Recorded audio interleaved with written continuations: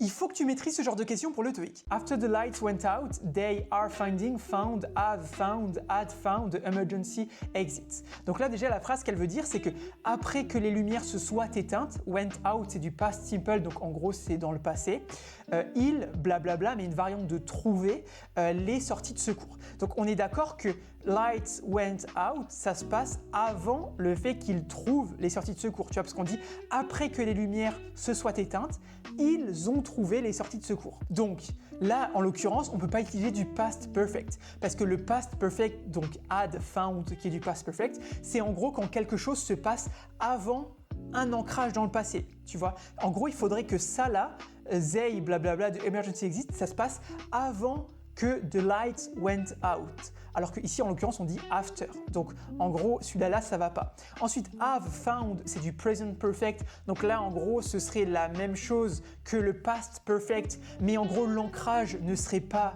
dans le passé, mais dans le présent. Maintenant, là où on parle. Donc, ça va pas trop.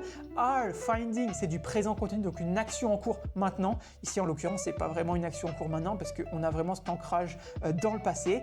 Et il nous reste found, qui est du coup le past simple et qui permet de décrire justement l'action qui s'est passée dans le passé mais après ce moment dans le passé. Ouais, il y a un peu beaucoup de passé là. En gros, il s'est passé ça, puis juste après, il s'est passé ça. Mais comme c'est fini, on peut quand même utiliser du passé. Donc, c'était bien ça la bonne réponse.